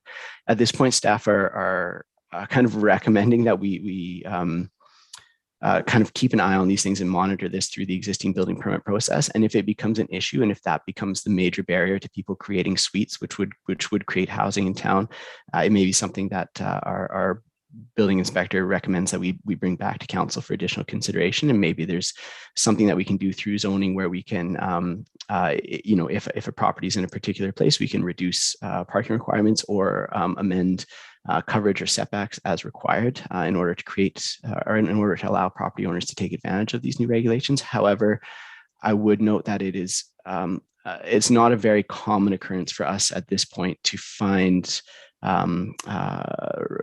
building permits associated with renovations of existing houses to put, or particularly existing row housing or duplexes, to put additional kind of infrastructure in them, as they're usually built in such a way that they're kind of already maximizing the property or maximizing the permissions of the zoning for the property. And then as far as your comment related to illegal secondary suites, that's something that's been ongoing in the district for many years, and something that staff continue to deal with kind of on a case-by-case basis. However, this particular amendment would only apply to those suites created through the building permit process, which would require the parking that you've alluded to. Thank you. Further questions, comments from council for Mr. Thick? Seeing none. Thank you, Mr. Thick. Thank you. Before I go to the actual recommendation, I opened up with my one concern, and that was about short-term rentals. In my discussions with staff, it did come out that there a possibility to take this as a moment to canvass council to see if council wanted to at the end of this recommendation and motion to discuss bringing forward another motion for staff to come back with ideas that we can discuss at committee of the whole. To discuss how further minimizations for short-term rentals in our community and going forward as an opening discussion. Now, that came out of my discussions with staff about my only one concern, and that was the size of secondary or the size of caretaker suites out of this. So I'm just going to look to council, because once we do the motion, then I would like to know if council would like to take that opportunity to make another quick motion to ask staff to bring back a topic for discussion. Councillor Chalmers. Thank you, Mayor Law. Can you just clarify for me? Are you looking for separate conversation kind of at a community whole that is about short-term rentals, or are you looking at the short-term rentals in relation to how this bylaw would affect it? It was actually so. Sorry, let me be clear. This bylaw brought me into conversation with staff about issues with short-term rentals, and it brought up the possibility of taking the time to use it as a way of entering into a broader discussion on managing short-term rentals as a whole. So that was the thinking. So not necessarily strictly with this minimum suite size, but going forward, it was an opportunity to broach the subject and make a quick motion for council to come back at a committee of the whole to discuss short-term rentals as a whole. Councillor Anderson? Yeah, I think that might be a great idea, but I think we should use perhaps you, Mayor Law, or another councillor, or could work with you, or bring forward a notice of motion to a subsequent meeting, and that would give you some time to develop what that recommendation would be for staff, and not sort of just create this motion on the fly. And I think you'd get better results if we use the notice of motion process to get to that discussion. Yeah, I think that's a discussion I think a few councillors have thought of in the past, but just what motion is best addresses bringing that forward to another meeting. Probably be best to work with staff on that. Oh, that's a point well taken. Yeah, point well taken. Okay, then. Well, that's fine. I can do that. If a councillor would like to jump in on that with me and be the seconder for a motion, then I'll explore that this week and come back to another meeting with it. Without further ado, then, would somebody like to read this recommendation?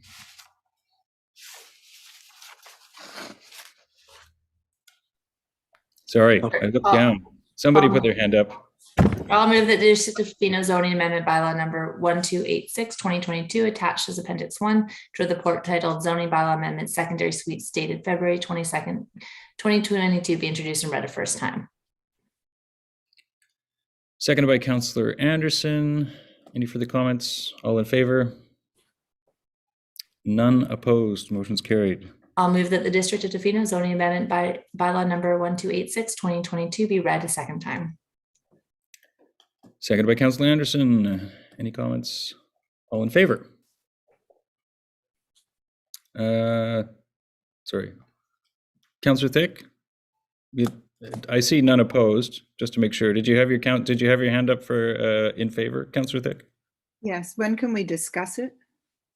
Or not? I said any further comments. Did I not say any further comments? Yeah, okay, well then I'll have to oppose. I would like to move. I agree with the first recommendation and I put my hand up in agreement, but I'm having reluctance about moving forward on the last two recommendations. So I don't know how to proceed if they're all packaged together. Each one is a separate recommendation. So I did call the question and then ask for comments, but I obviously didn't give you enough time to make those comments. So I'm not sure what to do there because people did actually vote in favor. So perhaps a little comment from Mr. McPherson on protocol here. Can I go back now that we've... Well, procedurally, once question is called, debate ends. So there isn't an opportunity for further comment or something. So leading up to the resolution can be made, but when question is called, that's a time when council votes, not comments. That's right. So that's right. So if there is a point of order as in terms of how do I do X, then a member can ask for a point of order. Which I think, I'm sorry, I looked away from my screen as hands were going up, so I kind of missed the sequence of where the concern was. But if there is a concern at any point in the proceedings, a point of order trumps any other process. So if Councillor Thick has a point of order that she's wondering about, then we can perhaps address that as our most pressing piece of business. But yeah, typically once a vote is taken, it does not get redone. I think the point of order here would be whether or not after the motion was read that I said any further comments. That is the time to speak. And if a councillor doesn't speak at that time, then once the question is called, debate is over. So that's the point of order, whether or not I said that. Councillor Thick, we can't go back now, but I usually do say that. I thought we were going to do each one individually, and then we were going to vote. We did each one individually, and so I mentioned at the beginning that I had some questions for council after we talked with the planner, and I didn't know when the right time to bring those up. So I still have some reluctance about this, and I didn't know when the right place to bring up my points were. So sorry if Okay, so yeah, we're doing these in sequence. So the first question, first recommendation was read. I did give opportunity for comments and then called the question. At that point, the debate is over, and the question was called. And of course, that was unanimously endorsed. The second recommendation is its own recommendation. And once that was read, I believe that I said any further comments, and that is the time to debate with council. It's after the seconder, sorry. Sorry, I did not hear any further comments, so I don't know if it was spoken or not. My apology. Okay, well, at this point, the debate on this one is closed, but and the motion is carried. So let's move on to the second one. And once Councillor Chalmers, will you go ahead and read the third recommendation, please? Sure, I'll move that the requirement for a public hearing for District of Tofino zoning amendment bylaw number 1286/2022 be waived. Oh, and I see that actually they're all supposed to be one because they're and that. So we actually did do a little bit. Anyway, go ahead. Seconded by Councillor Steer. And this is where I would say any comments. But Okay, can I speak now? you can. Okay. Yeah, I had some reluctance about this, and I feel that it would be important. Personally, I don't know how others feel about this, but I have some concerns about, as Councillor Anderson mentioned, about parking. And I have some concerns about the limits to our infrastructure, as we've just been hearing. I have some concerns about the option that we've been presented with for townhouses. I feel that there is also a temptation for some secondary suites perhaps to go become an STR. And I think there's an overall capacity issue on our ability to oversee that and to regulate that. So I would like to sort of put the brakes on myself, and I would like to have a fuller discussion at a council of the whole, or through a mayor's task force or something where we could kind of look at this in more detail, because as I read the BC Housing Report, and I sent that out, there's an awful lot of very good examples from around the provinces and communities that are the same size as ours are struggling with tourism and different things. And it's an incredible report, and it does go over the pros and cons and the details with which to consider. So I am feeling myself that this is too much for me to embrace all at one time. There is a lot more detail, and I feel that we would do well as a council and as a community to look at this in a bit more detail. Overall, I'm agreement in principle, but I feel that to waive the public hearing and to jump into second reading, I'm just saying it from my perspective, it's a hard one for me.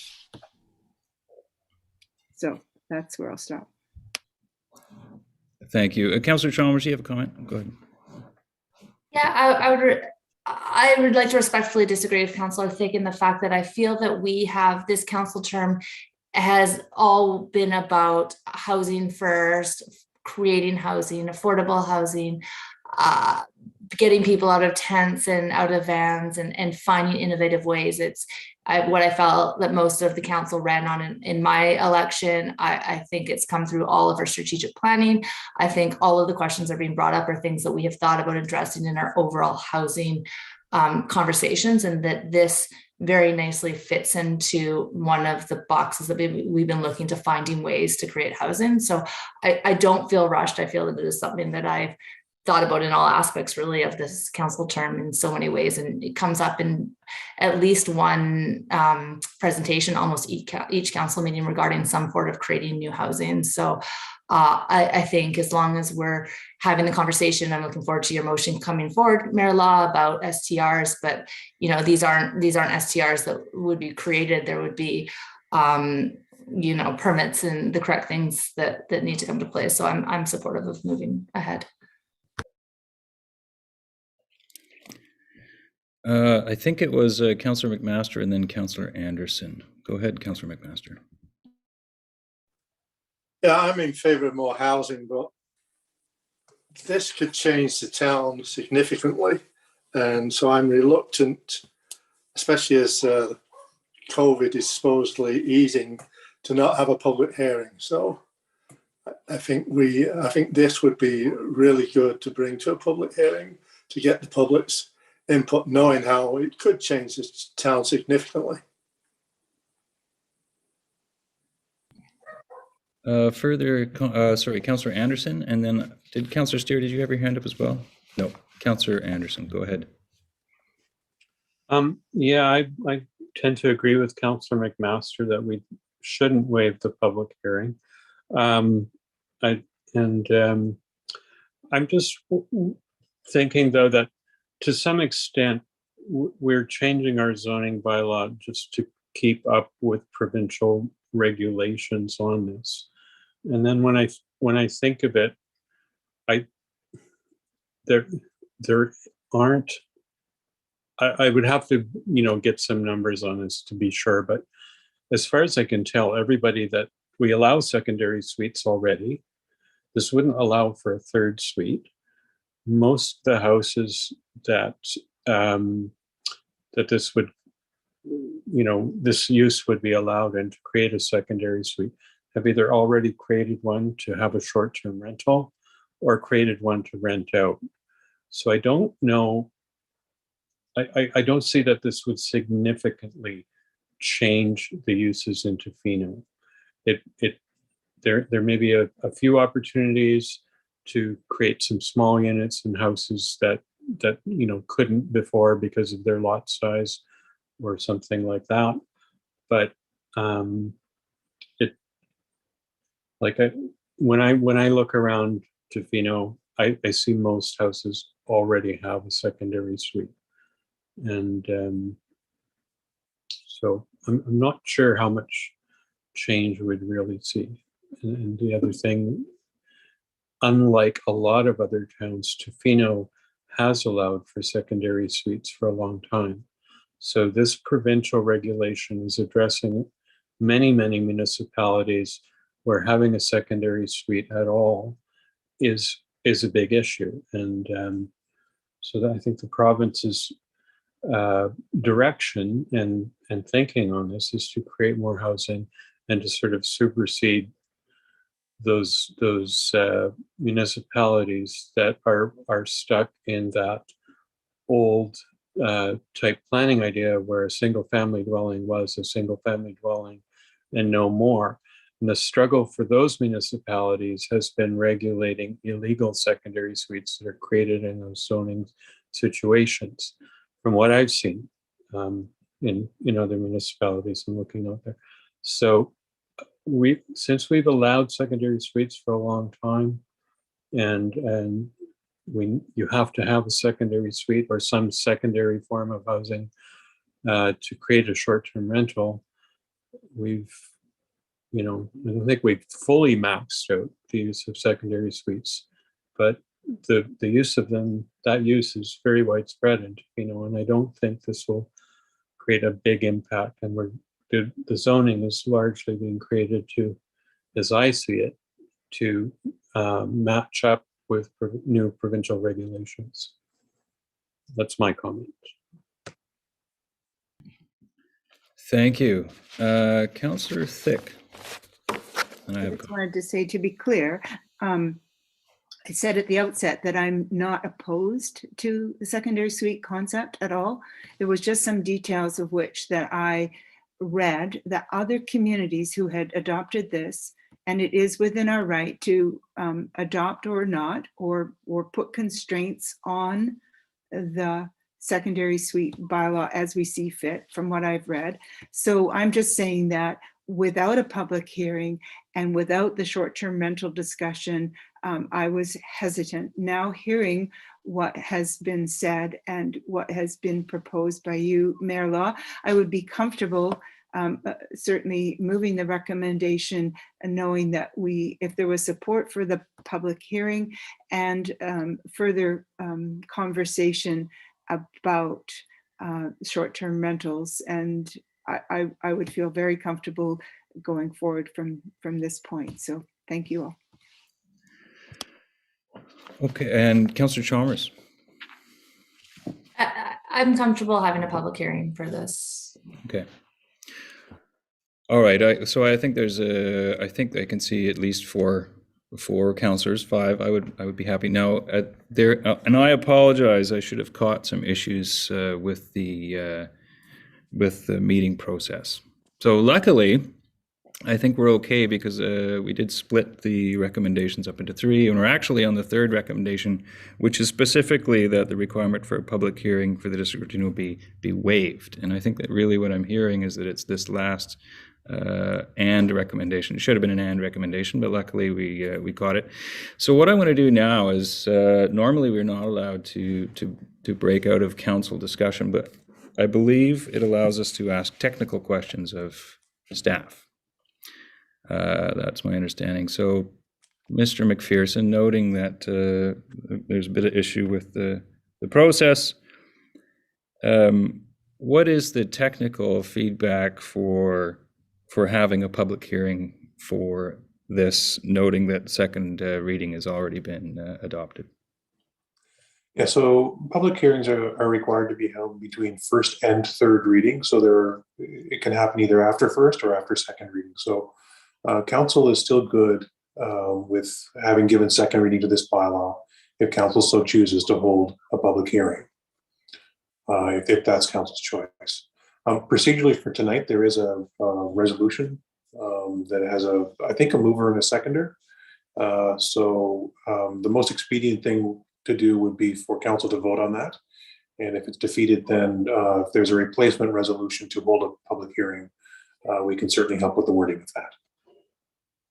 Okay, and just thank you, Mr. McPherson. Just to be clear, we've already moved and adopted the first 2 portions of this full recommendation.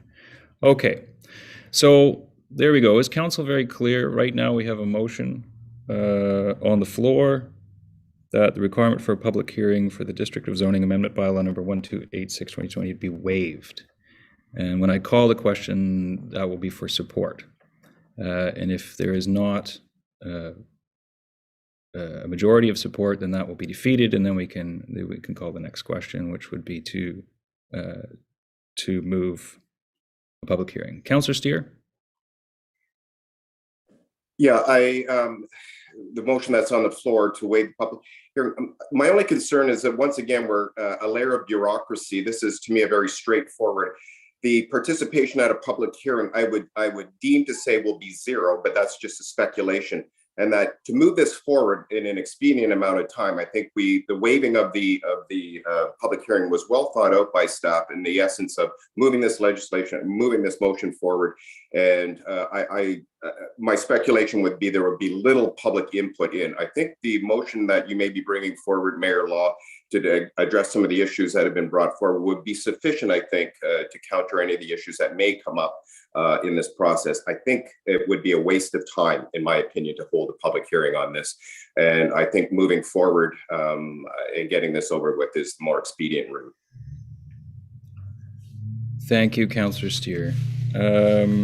Noting the bureaucracy, however, noting that council has made their intentions clear, at least a majority of council, I will call the question, and all in favor, and I'll just paraphrase, or all recommend that the requirement for, oh, sorry, this has actually already been done. So those in favor of waiving the public hearing as per the recommendation on the floor, raise your hands. And I would say yes too. All those opposed? So that is 3 in favor, 3 opposed. That motion is defeated. Yes. So then we are going to change the motion, and maybe I'll just read it. I recommend that the requirement for, well, how would we? Your Worship, if I might help out here, you can the motion could be that staff be authorized to schedule a public hearing for District of Tofino zoning amendment bylaw number 1286, 2022. Okay, I move that staff be authorized to, I forget the next word, schedule a public hearing for District of Zoning Amendment bylaw number 1286, 2022. All in favor? I'm going to say yes this time. Sure. Okay, there we go. Point of order, it needs to be seconded, sorry. Oh, sorry, seconded. I saw that. Sorry, I thought you guys were voting. There you go. I haven't done this quite for a year yet. So seconded by Councillor McMaster. Okay, any further comments on this one? Okay, all in favor? All opposed? One opposed, motion is carried. Okay. Thank you for that. We have building amendment bylaw for adoption. If there's no comments to precede that, would somebody like to read that recommendation? I'll move that. Somebody want? Go ahead. Yeah, you guys have to fight over it. Go ahead, Councillor McMaster. Okay, now I have to find it. I'll move that the District of Tofino Building Amendment Bylaw number 1256.03 2022 be adopted. Second. Seconded by Councillor Thick. She had her hand up first. Any comments? All in favor? None opposed. Motion's carried. Carry on there, Councillor McMaster. Single-use item regulation bylaw. Okay. I move that the District of Tofino single-use item regulation bylaw number 1277.02 2022 be adopted. Seconded by Councillor Chalmers. Any further comment? All in favor? None opposed. Motion is carried. Well done. Business initiated by council members. This is a standing item. Any reports back from councillors? Councillor McMaster. Just to let everybody know, at the AGM of the Vancouver Island Regional Library Board, I was elected again as a director, so that's for another year. Excellent. Round of applause. Silent, muted applause, except for me. Good. Good things coming. Look forward to that. Let's see. Unfinished business. See none. We have question period. And I believe we do have somebody signed up for question period. At least that was my understanding.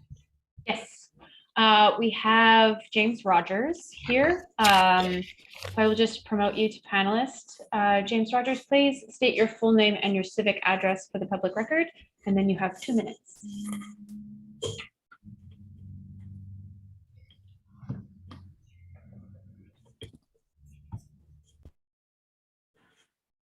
Sorry, you're muted, James. How are you doing, James? There we go. Sorry about that. Good. You got 2 minutes. James Rogers, Care Network. Thanks for the words of support earlier. Much appreciated. Also for the support over the years, as you mentioned, for care projects. Brings to mind the Family Day event that we worked on together a couple of years ago and the great success that was. I guess I have 3 questions. The first is just, I'm not sure about the how the process is unusual, I guess, and looking for some clarity there in terms of how the proposal that we submitted came to be or came into the budget process, 2022 budget process, as staff encouraged us to actually prepare a proposal for the budget process, excuse me. And that was based on the fact that, they request our services annually, several times through the year. And so for the last 3 or 4 years, we've been discussing how to work together And this was kind of to help figure that out. And so I'm just not sure maybe if there could be some clarity about how to make this more normal, I guess, or less unusual, just because I don't quite understand that part. The second question, I guess, is my understanding was that the budget process was the normal process for bringing potential service contracts to the mayor and council or to the district so that the public could offer input on those costs, proposed costs. So if that public process isn't the right process, again, looking for a little guidance on what that process should be. Again, just to continue the conversation we've been having with staff for a couple of years now. And just within that, we were, a previous mayor and council did approve or direct staff to contract with CARE and actually set aside funds for that. We didn't see any of that money nor a contract. So again, I don't know how it's unusual for this to be happening, as it's just a continuation of a 3 or 4 year process or conversation. The third question, I guess, would be, I'm just going to jump in here. Mr. Rogers, I think that you're over your 2 minutes, but I'm willing to look to council to give you a little more to finish your last question. Council, okay, thumbs up. Go ahead, Mr. Rogers. Thanks. The third question was just about the mention of a regional service, and that's certainly something that we're looking into. So my question to Mayor and Council would be, what is your preferred sort of process for that? Is it through an MOU between the communities and other sort of organizations within the region, or is it more through the ACRD taxation process?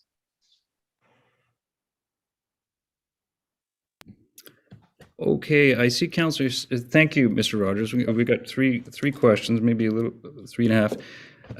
But Councillor Steer, were you going to discuss the ACRD portion, or were you going to? Yeah, that'd be about the only one I could comment on with any. Okay, so perhaps, forgive me, but perhaps we can go from the 1 to 3 in order, if that'd work, and then we'll get to you, because the process is unusual, and I can answer this one, but I'm going to look to council, because certainly councillors have been here longer than I have. If there's nobody, councillors jumping in, then I'll answer. Councillor Anderson. Well, I've made the comment. I think that it was unusual, and echoing what you said, Mayor Law. I didn't understand that you worked with staff on it ahead of time, and the background. I'd have to look back at the background. I don't believe council specifically asked you for the proposal. Maybe staff said you could propose something. So that part I don't understand. So as far as I knew, it was just an unsolicited proposal, but perhaps I stand corrected on that, and that we did ask for something at some point. So I think I would have to go back in the record and find out what staff and what previous council motions might have solicited that proposal. So yeah, what I knew was that we didn't necessarily ask for that service. Maybe we asked for a different type of proposal, or just an idea of what services you might provide, so we might look at it and see what matched with what we think we need. So there may have been a misunderstanding somewhere along the way of both where the proposal came from and then from council's end, what did we indeed ask for? So that's my comments. Sure, and I'm gonna carry on from there, Councillor Anderson. It certainly seems to me when I read the proposal that what you're offering was far and above what is in our current bylaw, and certainly what, in my understanding, what our bylaw officers actually do, and that is stray dogs and kenneling. And my understanding is that in injured animals, feral cats, all of these sort of things are not something that district, either council or staff, have looked at taking on or endorsing. And so I think in that sense, I know that discussions were happening about kenneling dogs, but certainly the proposal before us appears to me to have some issues, certainly. And I just wanted to, I'm going to jump down to your, I think it was your one question or a comment about the past contract to care. And my understanding in discussing this with staff is that several years ago, there was $4,500 put aside for annually for 2 years for fee for service.